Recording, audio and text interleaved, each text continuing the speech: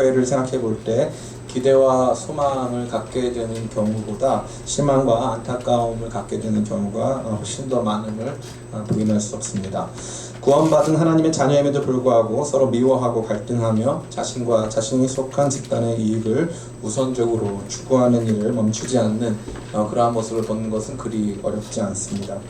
교회가 가진 행동의 방향 역시도 대승적인 모습을 취하지 못하고 그저 교회 중심적인 모습에 안주하는 모습 혹은 교회의 여러 가지 사역이나 비전보다는 재정적인 문제에 침착하는 모습을 보는 것 역시도 익숙합니다.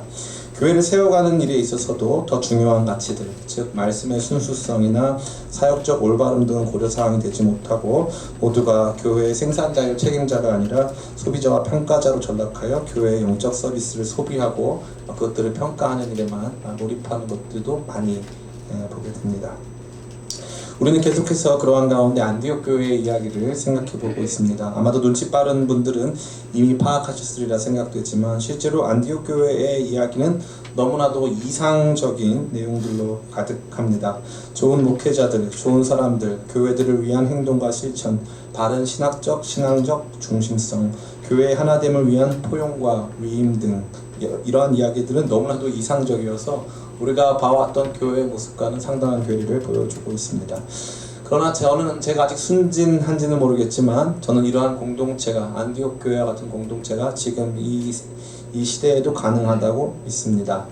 문제없는 완벽한 공동체가 존재할 수 있다는 것이 아니라 교회는 늘 문제가 많지만 그러한 문제들을 잘 해결하고 그 문제를 넘어서서 진정 아름답고 멋있는 가치를 만들어가는 모습이 가능함을 저는 믿습니다. 아마 제가 이것을 믿기에 저희 교회와 저희 교역자분들 또 성도님들이 매우 피곤하실 듯 합니다.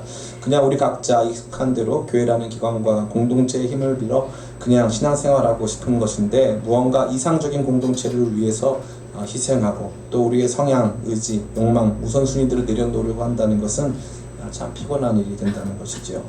그러나 어린아이에게 꿈이 기쁨이듯 청년에게 비전이 강력한 동기부여이듯 우리 기쁨의 교회 역시도 안디옥 교회의 비전을 품는 것이 제가 믿기로는 특권이라고 생각합니다. 그래서 여러분에게 오늘도 이러한 이상적인 안디옥 교회의 이야기를 나누고자 하고 그것을 여러분에게 강력한 동기부여로 또 거룩한 비전으로 삼기를 간절히 촉구합니다.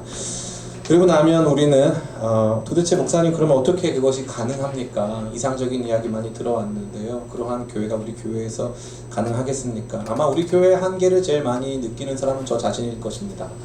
여러분들은 개인적으로 이렇게 일방향성, 목사님이나 뭐 이렇게 리더들이나 방향성이 위로 향해 있죠. 그러나 저는 여러분 모두를 보고 있기 때문에 우리 교회가 이러한 이상적인 모습으로 성장하고 세워질 수 있는가에 대한 가장 큰 의구심을 갖고 있는 사람이 역시 저라는 것을 부인할 수는 없습니다. 그러나 어떻게 하면 이렇게 가능해질 것인가, 이상적인 교회가 우리 가운데 세워질 수 있을 것인가에 대해서 묻는다면 저는 가능하다고 생각하고 그것이 어떻게 가능한 것인가에 대해서는 오늘 본문의 말씀을 통해서 함께 생각해 보기를 원합니다. 오늘 본문은 안디옥 교회가 이같이 아름답게 성장할 수 있었던 비결을 저와 여러분 모두에게 보여주기 때문에 그렇습니다. 아무쪼록 오늘 말씀을 통해서 함께 우리 기쁨의 교회를 21세기의 안디옥 교회와 같은 모습으로 세워갈 수 있는 지혜와 방법들을 배워가는 귀한 시간 되시기를 예수님의 이름으로 축원합니다. 아멘. 아멘이 작아도 괜찮습니다. 마음으로 또 주님만 바라보면서 또 계속 가는 거죠. 예, 상관없습니다. 또 사람 바라보면서 괜찮습니다. 괜찮습니다. 놀라지 마세요. 괜찮습니다. 저는 그 우리 교회 예배 참 좋습니다. 저는 제가 설교만 안 하면 우리 교회 예배가 그게 완벽하지 않겠나 이런 생각을 할 정도인데 너무 오늘도 참 너무 은혜로웠어요. 특별히 우리 웨일즈 팀 영상, 야 진짜 영상 편집을 거의 정말 아방가르드한 수준으로 한 것을 보고 또 우리 강설민 형제 어딨죠? 출근했습니까? 예, 우리 강설민 형제 중심의 어떤 영상 편집을 보면서 참 너무 재밌다. 또 오늘 성가대 찬양도 너무 좋고 하는데 오늘 특성 또 솔로를 또 하셨어요, 그죠? 저는 또 오늘 지금 이 순간을 또 성가대 때 부르나 할 정도로 너무 좋았어요. 저는 우리 교회가 너무 좋습니다. 어쨌건 이 말씀을 통해서 우리 교회가 더 좋은 교회 되기를 원하고 저와 여러분의 삶의 고백과 기도와 모든 예배들이 더욱 충만해지기 간절히 원합니다. 본문이 제시하는 안디옥 교회의 성공 비결은 금식과 기도였습니다. 우리 같이 다시 한번 본문을 읽어봤으면 좋겠습니다. 2절과 3절입니다. 시작. 주를 섬겨 금식할 때 성령이 이르시되 내가 불러 시키는 일을 위하여 바나바와 사울을 따로 세우라 하시니 이에 금식하며 기도하고 두 사람에게 안수하여 보내니라. 아멘. 안디옥 교회는 유달리 금식과 기도라는 단어가 강조되어 나타나고 있습니다. 특별히 금식이라는 단어는 두 번에 걸쳐서 사용되고 있는데 제가 금식을 잘 못하기 때문에 이 단어가 주는 부담감이 상당합니다. 특별히 금식이라는 단어가 두 번에 걸쳐 사용되고 있기 때문에 안디옥 교회를 특징 짓는 단어라 할 수 있습니다. 심지어 예루살렘 교회를 목양한 12사도들에게도 이 금식이라는 단어는 나타나지 않았습니다. 사실 예루살렘 교회는 핍박을 경험했는데 기도는 많이 했지만 금식 기도를 했다라고 하는 기록은 존재하지 않습니다. 그러나 안디옥 교회는 핍박이 없었음에도 불구하고 금식하며 기도하는 교회로 특징 지어지고 있음을 우리는 볼 수 있습니다. 그렇기 때문에 안디옥 교회는 많이 영적으로 민감하고 또 대단한 하나님의 능력과 역사를 체험할 수 있었던 것이겠지요. 그렇다면 이러한 금식과 기도는 신학적으로 어떤 의미를 갖습니까? 금식과 기도는 성령과 깊이 연관을 맺고 있습니다. 금식과 기도가 성령께서 역사하시고 인도하시고 섭리하시는 통로가 된다는 것입니다. 금식하고 기도하지 않으면 성령의 역사를 거의 체험하지 못합니다. 이게 실상입니다. 여러분, 우리의 삶에 왜 성령의 역사가 없습니까? 기도를 안 하기 때문에 성령의 역사가 없는 것입니다. 기도하지 않기 때문에 이 세상의 모든 일들이 이 세상의 메커니즘과 시스템으로만 보이기 시작하는 것입니다. 기도가 주는 가장 큰 유익은 무엇이냐면 기도하기 시작하면 이게 보이지 않는 손의 역사를 보게 된다는 거죠. 세상은 그냥 우리가 설명 가능한 조건들의 이 결합체가 결코 아니구나. 하나님께서 특별한 사람들을 통해서 특별한 일들을 행하시고 특별한 말씀을 주사 알게 하시는 모든 과정을 통해서 우리의 삶이 지금 어떠한 방향, 즉 하나님의 뜻에 의한 방향으로 이끌림을 받고 있구나라고 하는 의식을, 하늘을 바라보는 눈을 열어준다는 것입니다. 성령의 역사와 기도와 금식은 언제나 연결되어 있음을 여러분에게 다시 한번 말씀드립니다. 오늘 본문을 살피며 기도와 금식이 성령의 주권적인 인도하심과 섭리를 이끌어내고 있는 장면을 많이 보게 됩니다. 가만히 말씀을 보니까 이렇게 되어 있어요. 주를 섬겨 금식할 때 성령이 이르시되 내가 불러 시키는 일을 위하여 바나바와 사울을 따로 세우라 하신. 굳이 그렇게 갈 필요는 없어요. 이렇게 막 밑에서 작전을 펼치고 있는데 일어나서 편하게 가도 됩니다. 네. 그 선 위험하고요. 예. 가셔도 됩니다. 네. 안 갔군요. 네. 주를 섬겨 금식하는 가운데서 성령의 음성이 들려오기 시작했습니다. 성령의 음성은 매우 분명하게 특정한 사람들에 대한 하나님의 계획과 뜻을 말씀하고 있었습니다. 참 그것이 재밌는 일이죠. 금식과 기도를 통해 성령께서 역사하시는 내용을 한마디로 정의해보자면 성령을 교회의 탑 리더로 인정해드리는 것입니다. 기도하는 교회, 금식하는 교회는 이 교회의 주인이 목사님이나 성도들이 아니고 성령님이 이 교회의 탑 리더가 되신다는 사실을 인정한다는 것이죠. 공동체적 기도와 금식은 우리 교회가 우리 계획과 뜻대로 움직이는 것이 아니며 우리 교회의 주권이 담임 목회자나 일부 리더들에게 있지 않고 성령에 의해 언제든 우리의 계획과 방향이 수정될 수 있음을 인정하는 것입니다. 성령께서 교회의 인도자요 통치자가 되시기 때문입니다. 많은 사람들이 생각했을 때 목사님 그러면은 두 가지가 문제인데, 첫 번째는 그러면 어차피 성령이 다 알아서 하시는 거니까 우리가 계획을 수립할 필요는 없겠네요. 우리가 뭔가 합리적인 방향들, 방법들을 도출해낼 필요는 전혀 없겠네요 라고 하는 굉장히 수동적인 태도를 가질 수 있습니다. 또 한 가지는 성령이 누구한테 어떻게 말씀하실지 모르니까 우리는 큰 혼란을 겪겠네요 라고 하는 또 한 가지의 오해도 가질 수 있습니다. 그런데 오늘 이 말씀에는 첫 번째, 그 어떤 혼란도 없습니다. 두 번째, 이 말씀은 성령께서 제시하시는 강한 사인과 명령을 기반하고 있지만 그와 관련돼서 결단하고 나아가고 실행하는 매우 능동적인 모습 역시 보여주고 있다는 것이죠. 성령에 대해서 여러분이 많이 오해하시는 것은 가만히 있으면 하늘에서 호련히 어떤 음성이 방금 들렸죠? 여러분 들으셨어요? 전 들렸거든요. 호련히 무슨 음성이 들려가지고 뭔가 신비적인 보는 방금 되게 신비적이에요. 뭔가 신비적인 일이 벌어지는 것쯤으로 여기면 착각입니다. 성령은 그 정도로 역사하지 않으십니다.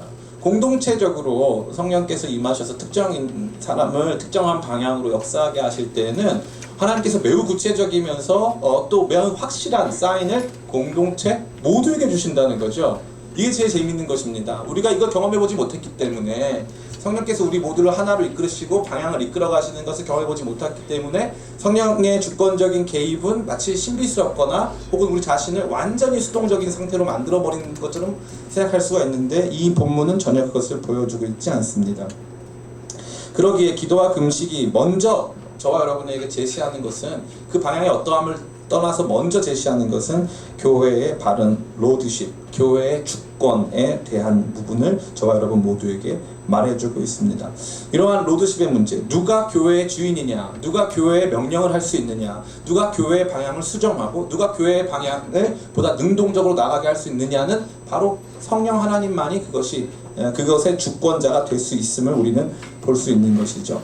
여러 교회 갱신 운동에서 가장 중요하게 다뤄진 것이 바로 이 로드십의 문제입니다.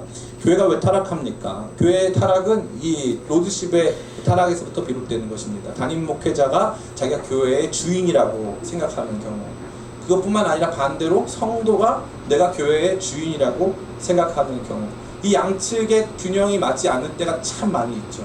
그러한 가운데 이 균형을 맞추는 것은 정교하게 반반씩, 내 주권 반, 내 주권 반, 서로 그래서 서로가 서로를 견제하는 권력 양분 방식을 취하자, 이러면 절대 균형이 안 맞습니다. 성령께서 주인이 되실 때, 그래서 목사님도 성령의 음성에 순종하고 성도들도 성령의 음성에 순종할 수만 있다면 그러한 부분에서는 성령의 주되심이 온전히 드러날 수 있다 할 수 있는 것입니다. 오직 금식과 기도만이 성령의 주권적인 통치와 인도하심을 인정하고 순종하게 하는 것임을 안디옥 교회가 이러한 모습 안에서 잘 보여주고 있습니다. 그런데 이거 여러분 오해를 먼저 제가 좀 몇 개 좀 해소해 드리고 싶은데, 그러면 금식 많이 하고 기도 많이 하면 언제나 성령의 역사가 있을까요? 그렇지는 않습니다. 그렇지는 않습니다. 왜 그러냐 하면은 이건 열매를 보고 뿌리를 아는 거예요. 금식과 기도라고 하는 내용은 어느 교회나 존재합니다. 그러나 금식과 기도를 통해서 교회가 열심히 그 일들을 감당했는데, 그럼에도 불구하고 분열이 계속되고, 그럼에도 불구하고 교회가 어떠한 특정 사람들에 의해서 움직여진다. 그 말은 그 기도와 금식이 잘못됐다는 것을 말하는 거죠. 여기서 중요한 전제는 이 기도와 금식은 성령님을 교회의 주권, 나 자신의 주인으로 여기고 기도한다는 거죠. 그래서 성령님의 온전한 통치를 구하기 시작할 때 교회는 성령에 의해서 주권적으로 인도하심을 받는다는 것입니다. 그렇다면 이러한 금식과 기도는 구체적으로 어떤 현상과 변화를 만들어냈습니까? 첫 번째로 금식과 기도 가운데 성령께서는 교회로 모험하게 하셨습니다. 교회로 모험과 도전을 감행하게 했다는 것이죠. 성령께서는 바나바와 바울을 따로 세우고 그들을 파송할 것을 명령하셨습니다. 그런데 이것은 사실 매우 큰 위험을 감수하는 것이었습니다. 아시는 바와 같이 바나바는 안디옥 교회의 담임 목사님이었습니다. 무섭네요. 또한 그는 교회 공동체 전체를 하나로 묶는 결합의 중심에 서 있던 사람이었습니다. 그러니까 바나바가 없어지는 순간 교회는 여러 가지 위험에 직면할 수 있겠죠. 그런데 그럼에도 불구하고 하나님께서는 다른 사람이 아닌 바나바를 지명하셔서 그러한 일들로 나아가도록 하셨습니다. 바울 역시도 공동체를 대표하는 성경 교사였습니다. 어쩌면 그 시대뿐만 아니라 모든 그리스도인을 대표하는 한 명의 성경 교사를 뽑아라 하면 그것은 바로 바울일 것입니다. 교회에 그토록 중요한 사람들을 하나님께서 이제 더 이상 공동체를 위해 섬기지 말고 내가 너에게 지정할 새로운 곳으로 가서 그곳에서 섬겨라 라고 말했다는 것이죠. 성령은 그들을 보내라고 하십니다. 또한 그들을 보내라 하심은 안디옥 지역을 넘어서서 새로운 곳으로 나가 복음을 전하는 모험을 감수하게 하셨습니다. 여러 가지 안정된 요소들을 버리고 새로운 도전을 향하여 나가도록 성령께서 인도하고 계신 것입니다. 한마디로 경계선을 뛰어넘어라 라는 것입니다. 우리의 경계선은 이 정도인데 뛰어넘어라, 할 수 있다, 더 가자, 더 멀리 가자. 주님께서 계속적인 모험으로 우리 교회를, 특별히 교회의 지도자들을 인도하고 있는 것입니다. 고대 사회에 있어서 개인이나 소규모 집단의 여행은 매우 위험한 것이었습니다. 아직 충분히 갖추어지지 않은 치안 상황이나 이 야생동물들의 공격, 기후나 지형에 의한 위험 요소는 말할 것도 없었으며 실제적으로 많은 시간, 우리가 지금 여행하는 것과 비교할 수 없는 많은 시간과 기회들을 소비해야 하는 문제였습니다. 그러니까 여행을 가고 싶었을까요? 안 가고 싶었을까요? 안 가고 싶죠. 웬만한 경우가 아니라면 굳이 어디를 먼 데로 여행 갈 필요가 없었다는 사실입니다. 그러나 그럼에도 불구하고 성령께서는 교회를 거룩한 도전과 모험으로 이끌어 가셨습니다. 성장하는 교회에 안주하지 말고, 옛날에 주 5일제 근무가 막 시작될 쯤 어떤 목사님에게 누가 질문을 했어요. 목사님, 주 5일제가 시작되면은 사람들이 교회 많이 안 나오지 않을까요? 그러시면 그 목사님이 아니라고 대답했어요. 그래서 왜 아니냐고, 주 5일째 시작되면 사람들이 주말에 여행들 많이 가고 놀러 갈 텐데 교회 많이 안 나올 텐데. 그러니까 이 목사님 대답하신 게 참 재밌어요. 교회가 여행보다 재밌어요. 그분이 딱 그 대답했어요. 교회가 여행보다 재밌어요. 안 되는 교회 많이 다니시는 분들은 그 공감이 안 되겠지만, 잘 되는 교회 다니시는 분들, 또 자기가 하고 있는 사역들이 기쁜 경우에는 교회 다니는 것이 여행보다 훨씬 재밌기 때문에 사람들이 주 5일째 됐다고 교회 떠나는 일은 없었다는 것입니다. 안디옥 교회에서 목회하는 일이 재미있었을까요? 재미없었을까요? 제 생각엔 굉장히 재미있었을 것 같아요. 너무 재밌고 신나는 일이었을 것 같아요. 근데 하나님 뭐라고 하시죠? 그 경계선을 뛰어넘어라. 지금 그 안정과 성장 그거 아니다. 이제 완전히 새로운 판으로 가라. 너는 이제 새로운 곳에서 새로운 시작을 해야 될 것이다. 라고 이 교회 전체를, 바나바와 바울을 보내시면서 교회 전체를 거룩하고 복된 모험의 현장으로 나가라고 말씀하신다는 것입니다. 우리 기쁨의 교회는 모험하는 교회일까요? 아닐까요? 제가 생각했을 땐 반반이라고 생각할 수 있습니다. 우리 교회는 한편으로는 모험하는 교회지만 다른 한편으로는 겁이 좀 많은 교회 아닌가라는 생각을 많이 하게 됩니다. 제 청년들의 치기 어린 이 목양적 또 교회적 모습들을 많이 보면서 안타까워하는 사람이 저인데요. 다른 한편으로 그런 모습들이 많이 부럽기도 합니다. 어떤 교회는 무슨 이태원 거리에 나가서 버스킹을 하기도 하고요. 또 어떤 교회는 이 성도들을 모아서 이 지방에 내려가서 여러 봉사활동 등을 하면서 복음을 전하는 일들도 합니다. 방학 때요? 아니면 학기 중에 그런 일들도 합니다. 보다 저돌적으로, 보다 우리가 생각했을 때는 급진적인 방식을 가지고 복음을 전하고 거기서 사역들을 감당하는 많은 교회들이 있습니다.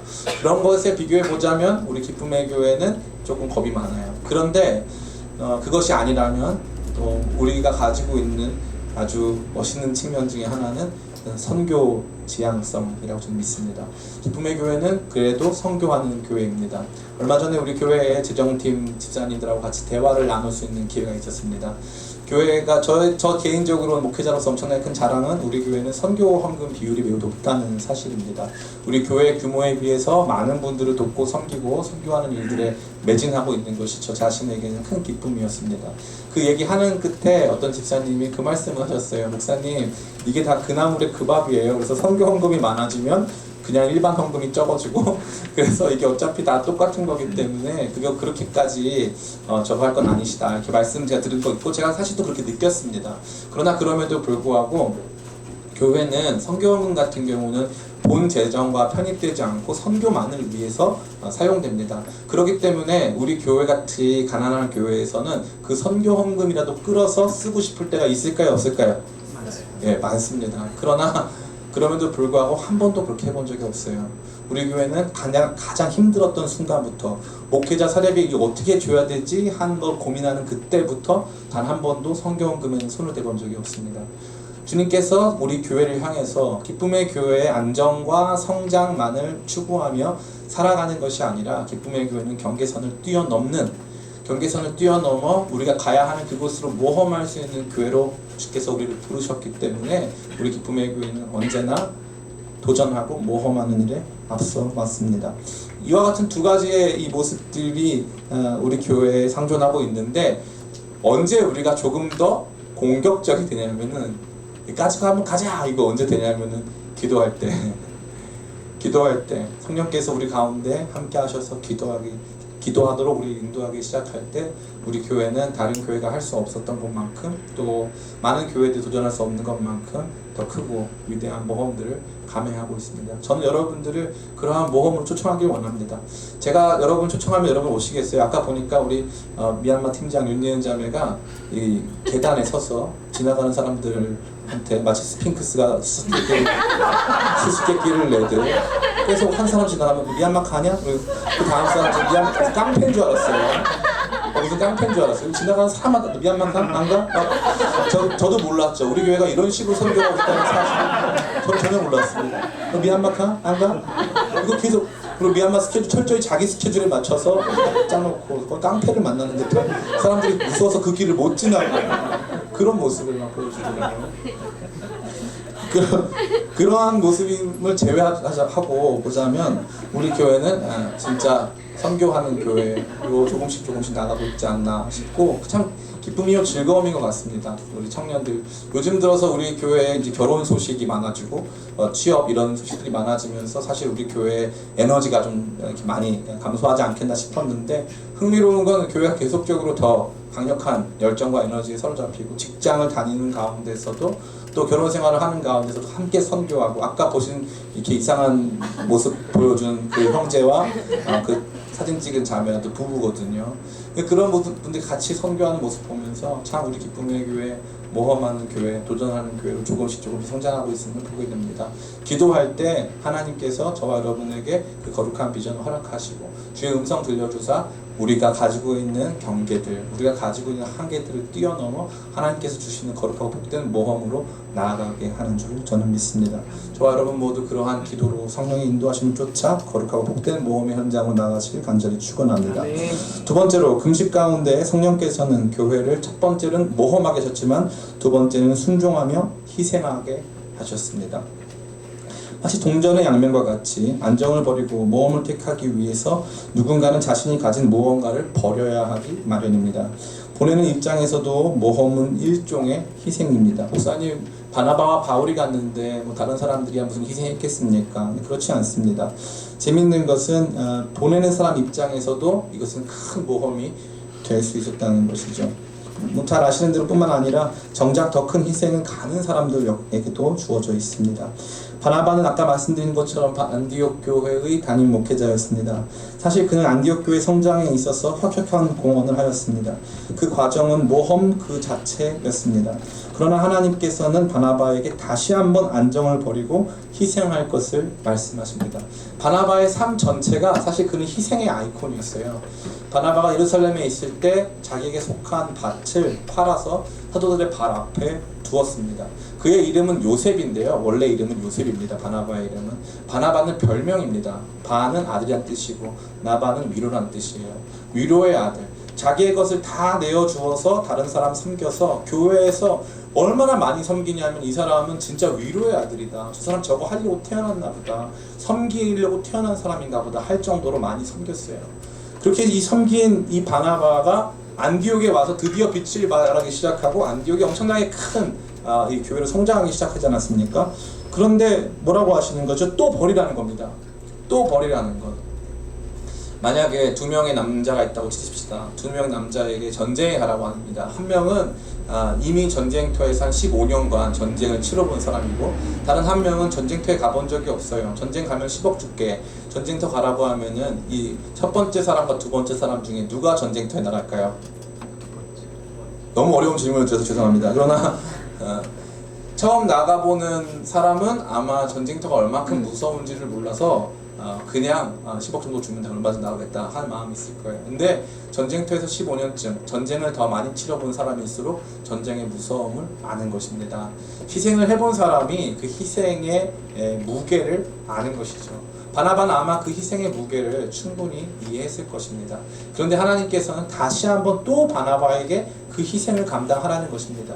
안디옥에서 이제 안정된 거주지를 버리고 안디옥에서 안정된 지위를 버리고 안정된 사역을 버리고 안정된 공동체를 버리고 너는 이제 다시 또 새 출발해라.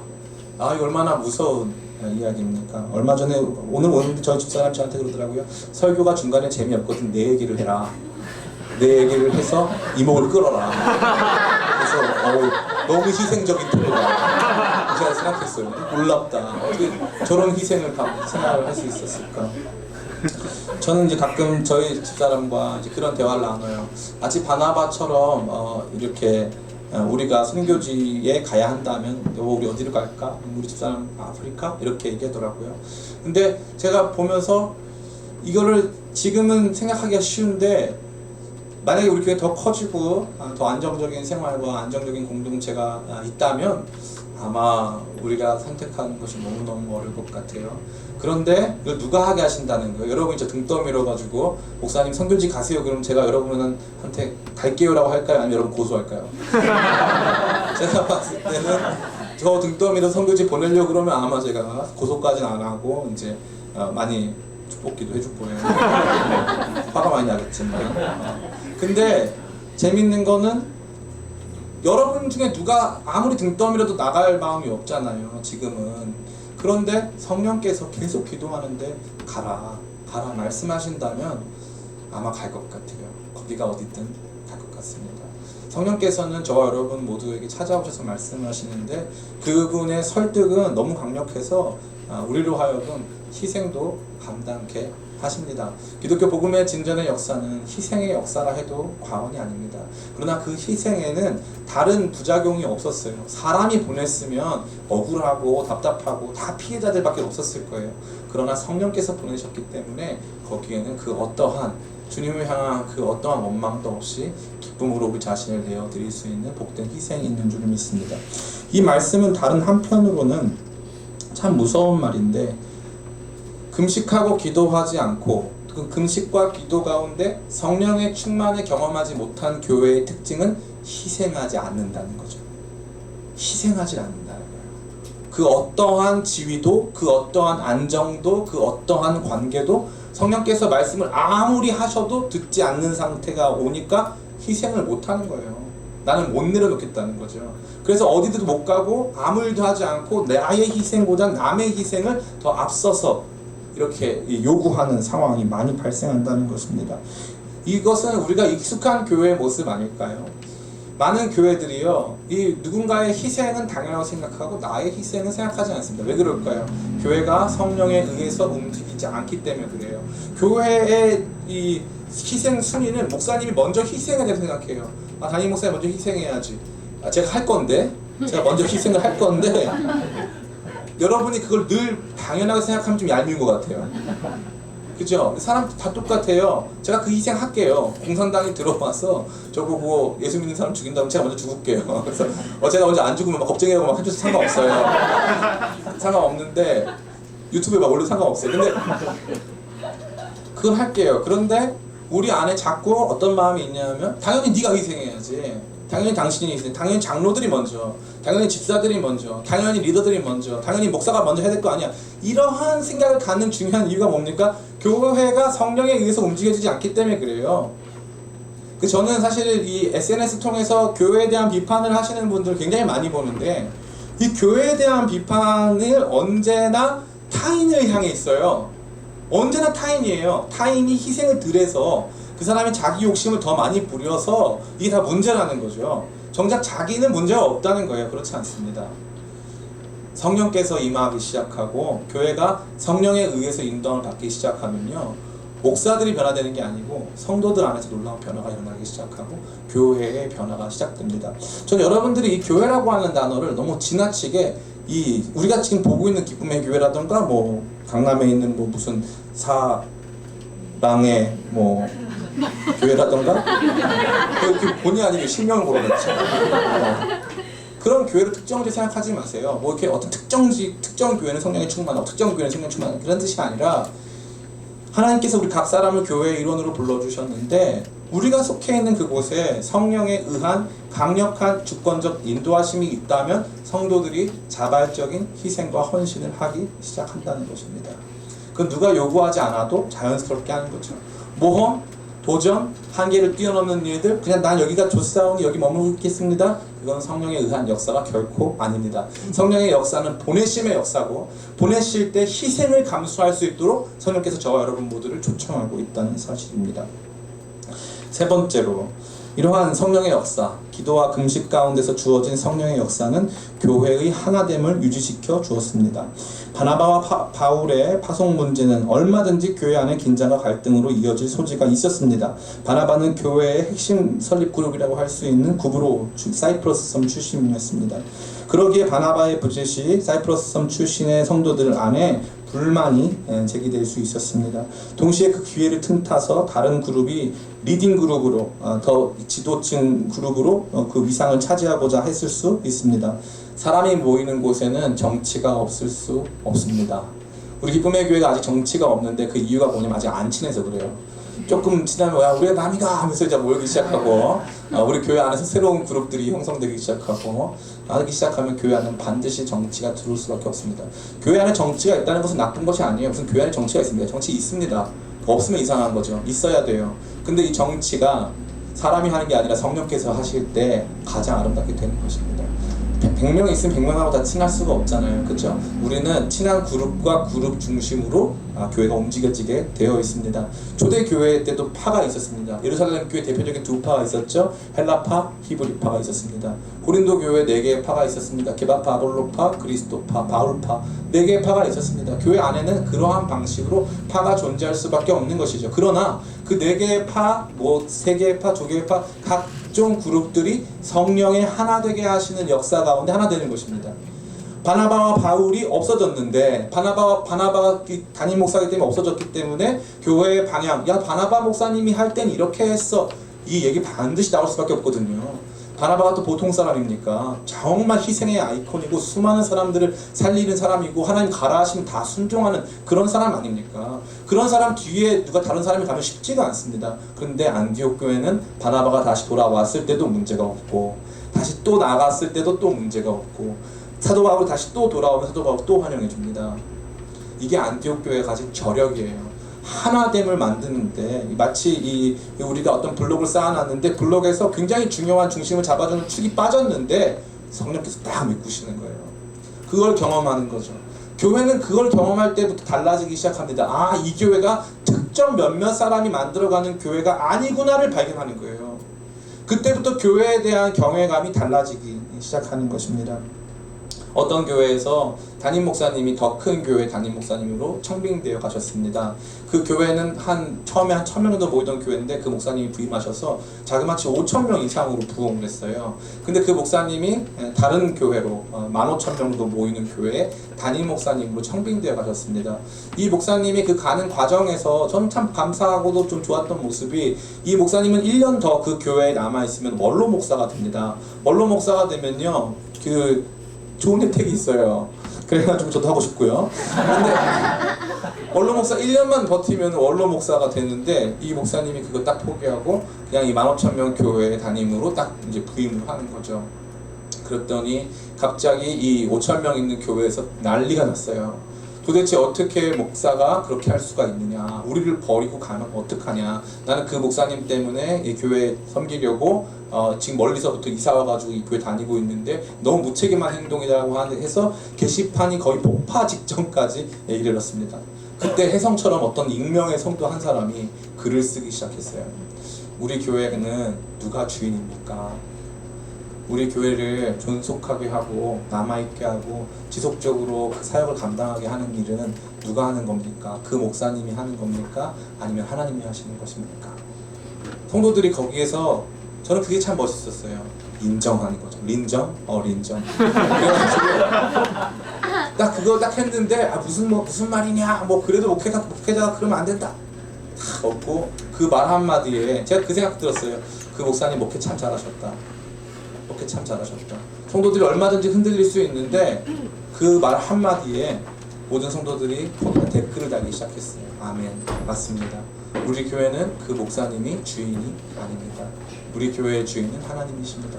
막 그 고백이 터져나오기 시작해서 그 모든 일들이 아름답게 수습되는 장면을 목격하였습니다. 교회를 하나 되게 만드는 건요, 사실은 교회는 굉장히 어떻게 보면은 서로 다른 이해관계를 가진 사람들이 모여있지 않습니까? 제가 만약에 여기서 이 강단에서 정치적 이슈를 제가 말하기 시작한다. 네? 그러면요 갑자기 이제 숨겨왔던 나 그러면서 갑자기 우리 각 사람이 특정 사안, 정책, 또 국가 방향에 대한 다른 입장들을 토해내기 시작할 거예요. 그럼 우리는 여기 정치하러 모여서 정당입니까? 정당 아니잖아요, 그죠? 우리가 여기 모여 있는 이유는 복음 때문입니다. 우리가 여기 모인 이유는 하나님 나라 때문입니다. 그러니까 이 이슈를 딱 깨버리는 순간부터 교회 안에 분열이 야기되기 시작하는 거죠. 경제 문제, 정치 문제, 다양한 우리 안에 있는 성향과 이 취향 문제로 말미암아 교회는 4분 5열되기 굉장히 쉽습니다. 그러나 우리 교회가 하나로 존속하고 이 교회가 조금씩 커지면서도 지속적으로 하나의 하모니, 하나의 아름다운 조화를 이룰 수 있는 유일한 힘은 우리를 조화시켜 가시는, 누가 한 명이 없어도, 중요한 바나바 빠져도, 아주 탁월한 바울이 없어도 우리 교회를 하나로 만들어 가시는 성령의 역사가 있기 때문입니다. 교회가 그 성령의 역사가 없어지기 시작하면 너무 재밌는 건 바나바도 그대로고 바울도 그대로인데 성령의 역사가 없으면 분열하기 시작해요. 나 쟤가 너무 싫어. 난 쟤가 너무 믿어. 난 쟤랑 너무 안 맞아. 나 교회 안 다니고 싶어. 이런 일이 벌어지기 시작하는 거죠. 언제? 성령의 역사가 끝나기 시작하면, 성령의 역사를 소망하지 않고 바라지 아니하면. 기도와 금식이 우리에게 주는 가장 큰 혜택은 성령의 주 되심을 인정케 하는 것입니다.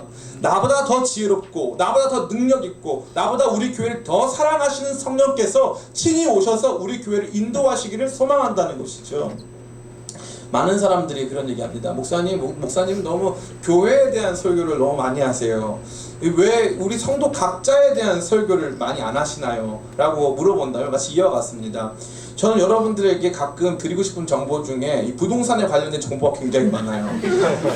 어떤 사람은 이 건강에 대한 정보를 많이 갖고 있습니다. 건강하게 사는 건 굉장히 중요하죠. 어떤 사람은 또 뿐만 아니라 뭐라고 해야 될까요? 자기의 취향을 극대화해서 기쁘고 흥미롭고 재미있고 맛있는 것들, 그런 정보를 갖는 것에 관심 갖는 사람들이 많이 있습니다.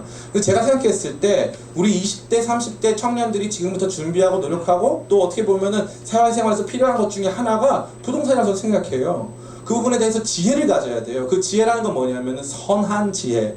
예? 그것을 어차피 우리는 이 땅에 몸붙이고 살아가야 되는 존재이기 때문에 어디서든 살아야 되는 거 아닙니까? 그럼 그걸 어떻게, 어떻게, 어떠한 방식으로 추구할 수 있는가에 대한 성경적 지혜를 드리고 싶다 이 말입니다.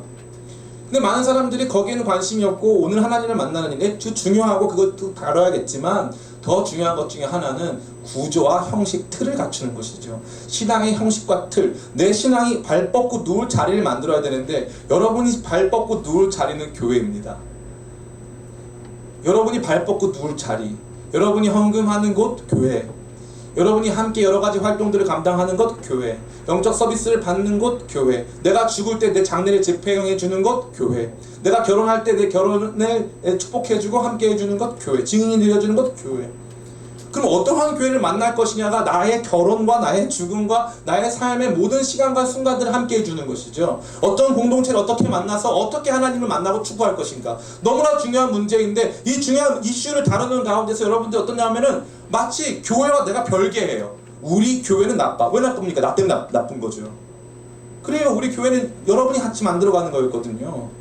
그러니까 이 교회를 함께 세워가는 일이 여러분 신앙에 있어서 여러분이 생각하는 것보다 훨씬 중요한 문제가 되는 것입니다. 마치 한 사람의 문제에 있어서 부동산이라고 하는 문제는 중요해 보이지 않지만 나중에 결국에 내가 나 자신이 그것을 책임져야 되는 상황이 놓여졌을 때 매우 중요한 문제처럼 다가오듯이 교회에 대한 문제도 큰 교회 다니다 보면 그 생각이 없어요. 그냥 뭐 교회에서 목사님 바뀌셨나 보다, 뭐 이렇게 우리 교회 이번에 뭐 건물을 사나 보다, 이런 식으로 생각하다가 기쁨의 교회 같은 사이즈 딱 오기 시작하면 이제부터 여러분들이 이 교회를 함께 세워가야 되는데 어떻게 세워야 될지 모르겠는 거예요. 세우다 보니까 거기에 인간적인 욕망들이 막 나타나기 시작하고 목소리 큰 사람들이 막 주인 되기 시작하면서 교회가 4분 5열되고 자기들 마음대로 막 하기 시작하면서 파가 갈리고 서로가 서로에 대한 증오를 폭발시킨다? 그런 게 뭐라고 다닙니까? 목사님 월급 주려고요? 저는 그런 게 필요 없다 생각해요. 이왕 한평생 태어나서 예수로 나의 구주 삼고 성령과 피로 거듭나서 이 세상에서 하나님 나라 영광 보면서 걸어갈 때 주께서 우리를 하나님 나라의 거룩한 공동체의 일원으로 불러주셨고 이 공동체를 통해서 일하신다면 이 공동체를 정말 아름답고 복되게 세워가리라. 그러면 그 공동체를 복되게 아름답게 세워가는 유일한 방법, 금식과 기도.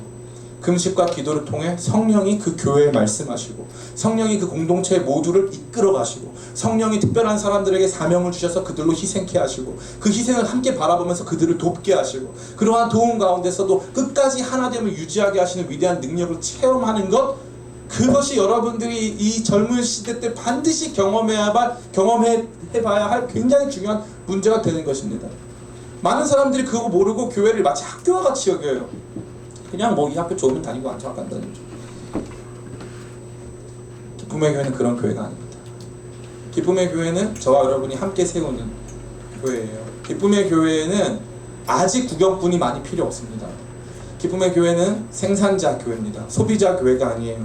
우리 교회는 비평가들의 교회가 아니고 책임지는 사람들의 교회입니다. 우리 교회를 함께 세워갈 때 저와 여러분들에게 요청되는 것은 기도와 금식을 통해 성령의 주되심, 성령의 이끌어가심을 함께 경험하고 목도하기를 원합니다.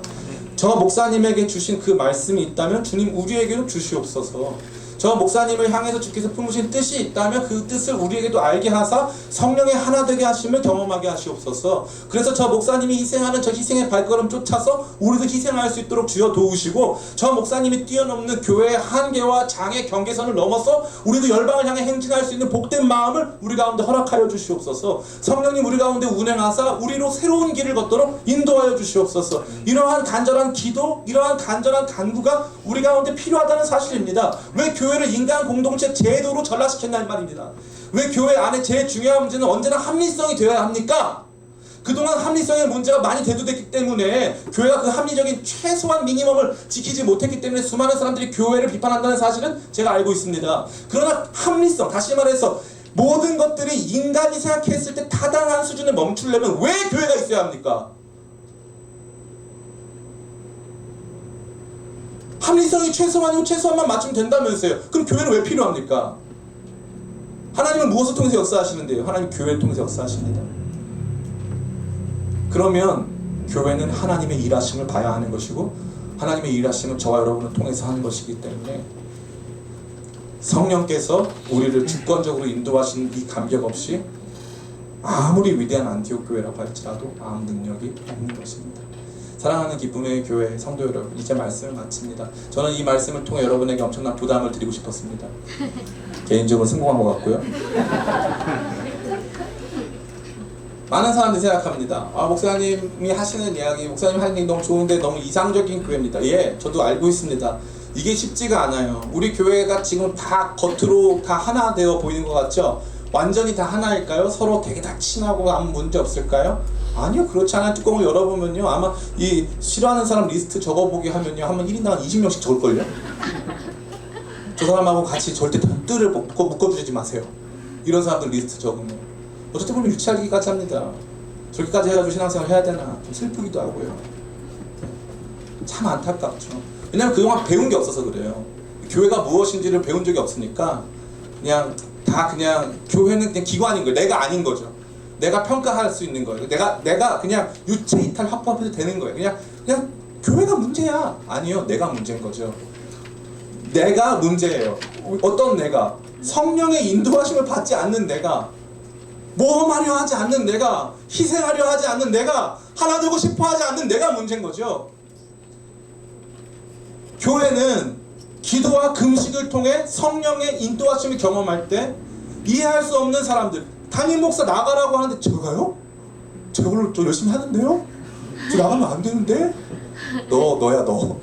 목사님 기도해봤더니 목사님이랍니다. 제가요? 이해할 수 없는 희생, 이해할 수 없는 모험, 위대한 도전들이 막 진행이 되는 거예요. 저는 우리 기쁨의 교회에서 그걸 보기를 간절히 소원합니다. 제가 청년 때, 지금도 잊혀지지가 않는 게 우리 교회도 전 그런 모습이 너무 아름다워요. 지금 우리 교회 주보에 보면은 해외에 나가 있는 지체들 있잖아요. 잠비아에 3명 우리 시스터즈 나갔잖아요. 잠비아에 참 걱정되는 시스터즈들이 있는데 정말 그 친구들이 무엇을 할 수 있을까? 오직 주님의 은혜만을 구할 뿐입니다.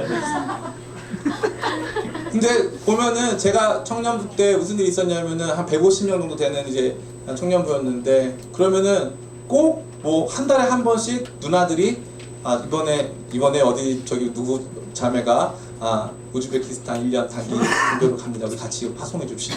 너의 가는 길에. 이게 한 달에 한 번씩 있었어요. 한 달에 한 번씩. 교회마다 전혀 이해할 수 없는 막 대단한 학벌의 아름다운 외모를 가진 막 이러한 사람들까지도 그냥 그때는 뭐 이렇게 뭐 너무 자연스러웠어요. 기도하다가 근데 갑자기 주님께서 나한테 계속 가라고 하는 부담을 주셔 이러면서 나가는 사람 너무 많았거든요. 지금은 없어요. 특별히 누가 없습니까? 형제들, 겁쟁이들. 아무도 안 나가. 아무도. 자매들은 막 주여 저를 보내주시옵소서. 오히려 자매들은 이 말씀 듣고 내면 안에서 불이 타오르기 시작합니다. 주여 저를 보내주. 형제들은 주님 제 상황 아시죠? 네. 다 이러고 앉아 있어요. 돈에 미쳐가지고.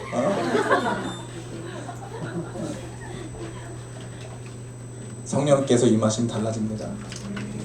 여러분의 삶을 성령께서 파괴하지 않으세요. 아멘. 성령은 파괴하시는 분이 아니에요. 아멘. 가장 가치 있고 위대하고 아름답게 만들어 가십니다. 아멘. 우리 기쁨의 교회 사실 좋은 교회잖아요. 그죠? 아멘. 네, 저는 우리 기쁨의 교회 너무 좋아요. 제가 담임 목사 아니어도 다니고 싶어요. 누가 담임 목사 될려도 있으면 피곤하겠지만 담임 목사가 아니어도 다니고 싶을 정도로 우리 교회는 너무너무 좋은 교회예요.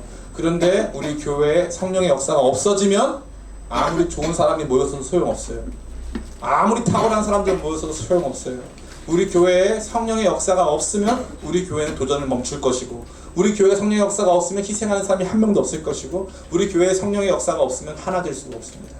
그래서 교회에 아무리 눈뭉치를 뭉쳐도 이게 눈이 커져서 눈사람 만들 수 있는 수준이 안 될 거예요. 그러나 성령이 역사하시면요, 이해할 수 없는 하나님의 역사로 말미암아 사람들이 자기의 삶을 뜯어내서 희생하고 교회를 함께 세워가고, 우리가 감당할 수 없는 위대한 모험과 도전들을 감당할 뿐만 아니라 우리가 생각하지 못했던 거룩한 하나됨이 이루어지기 시작할 거라고 저는 확신합니다. 교회의 가장 아름다운 모습의 활용점정, 바로 성령의 충만인 줄 믿습니다. 아멘. 전 여러분들이 정말 기도하면서 주님 우리 기쁨의 교회 정말 기도하면서 성령의 충만을 구하고 성령의 강력한 인도하심 속에 나아갈 수 있도록 도와달라고 그렇게 주 앞에 간구하게 되시기 간절히 바랍니다. 아멘. 말씀을 마치면서 개인적으로 여러분에게 약속들이 참 약속이 이거 좀 공적 약속이어서 좀 불안한데, 금식을 제가 언젠가 한번 하려고 합니다. 여러분도 함께 동참할 분들을 좀 모집하고 있는데, 그래서 이 시간 성령께서 마음에 감동을 주셔서 금식에 좀 동참하고 싶으신 분들이 있으면 한번 손을 한번 들어볼까요? 우리 조합현 변호사님, 주혜선 변호사님은 동참 안 하시나요? 우리 김배관 목사님도